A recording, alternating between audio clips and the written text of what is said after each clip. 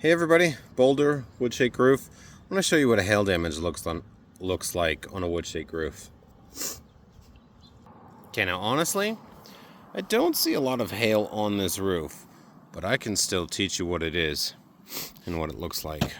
Alright, see how there's some polka dots on this one? That's called a hit. Okay, on a woodshake roof we're looking for something that's termed hits and splits.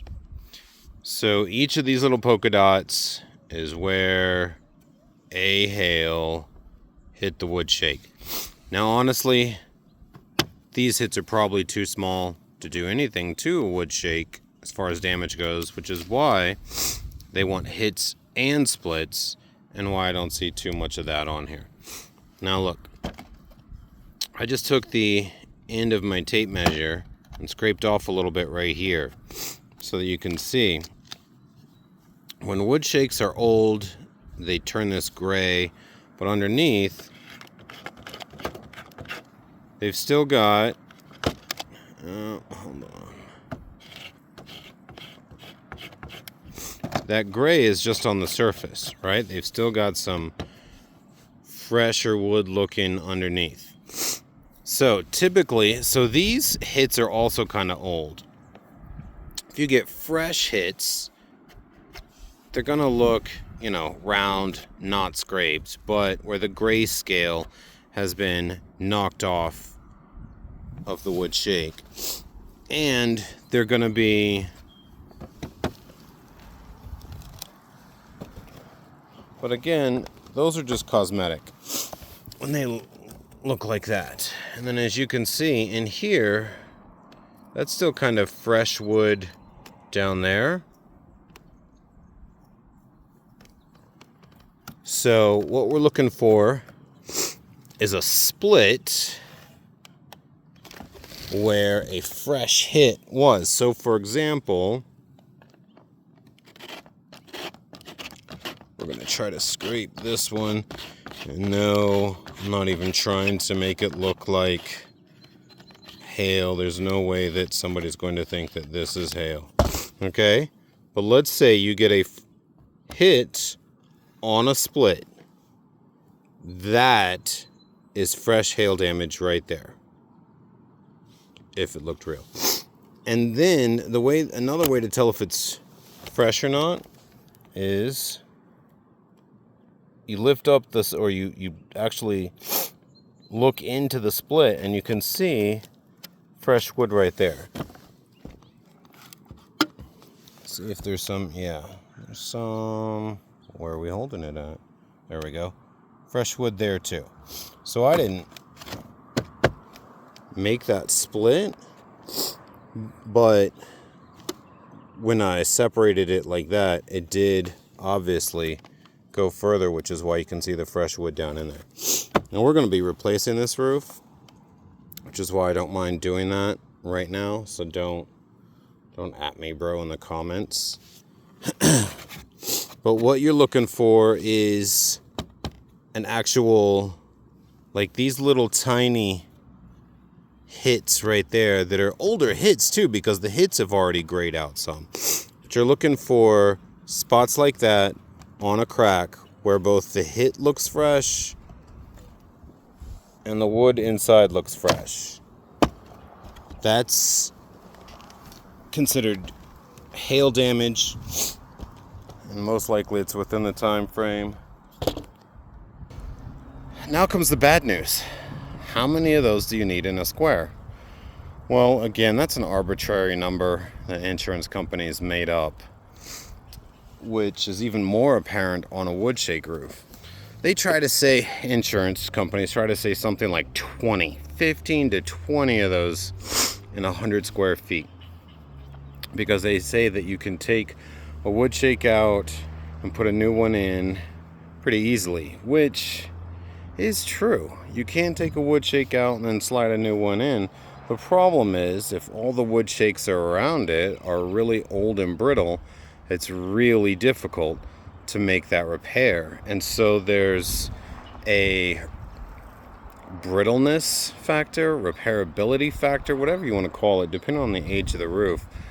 You say Well, for every shake that I need to replace, I'm going to break X amount of shakes, and I'm going to need to replace those two.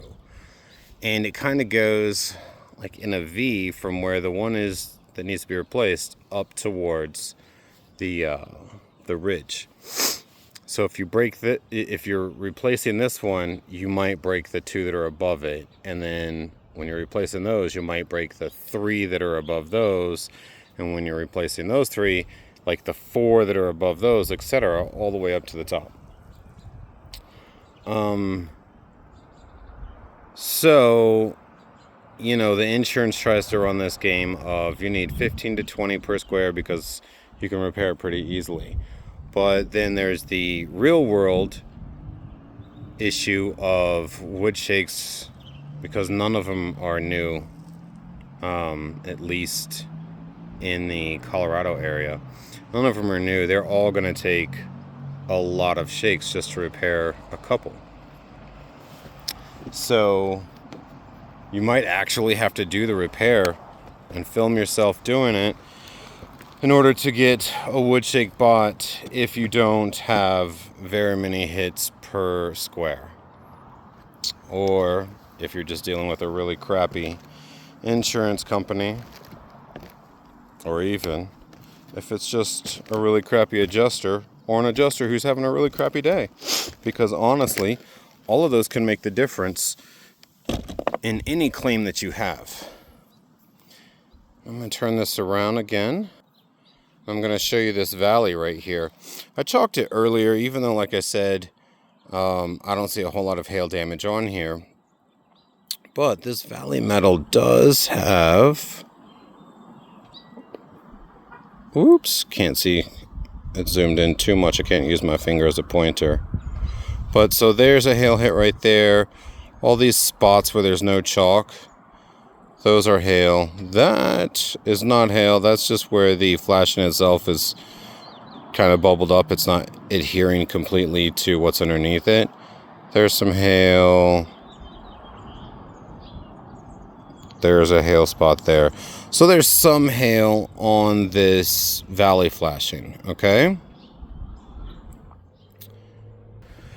So that's another way that roofing companies try to get insurance companies to pay for replacing a whole wood shake roof, is that they say, oh, look, there's some hail damage to this valley metal, so I need to replace the valley metal, which goes out, 18 inches from the center of the valley. It's a 36-inch metal, 18 inches from each side, all the way up and down. That's a whole lot of wood shakes that I'm going to have to replace, plus that repairability factor means that I'm basically replacing everything.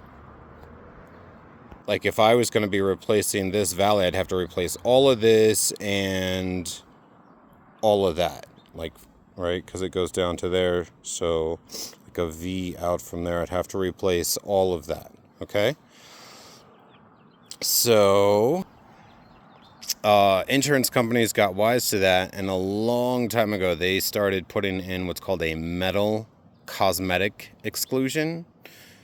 In other words, any metal that's on the roof, if it just has a dent, we're not paying for it. If it's got a hole in it, then we'll pay for it. But anything cosmetic like a dent, we're not paying for. So that now they don't have to replace the valley flashing anymore, or vents, right? Because to replace this vent, I'd have to replace the shakes above it in a V. Same with this one. I'd have to replace all of those wood shakes right in there. And if you start to do that, this thing goes all the way out to the side, from there up. With every vent, especially ones that are down towards the bottom, and you can see how really quickly that would add up to being basically the whole roof, or at least to a point where might as well do the whole roof, right? Which is the mentality behind the number of hits per square anyways. Whatever type of roof, whether it's shingle, tile, wood shake, whatever, it's basically, okay, once you get to this certain threshold of damage, might as well just replace the whole thing instead of trying to do a repair. So insurance companies got wise to that. They're not covering metal anymore. So it's really, really difficult to get insurance companies to pay for a wood shake roof replacement. And I'm not seeing a whole lot of hail damage on this one, but I will show you some wind damage on my next video.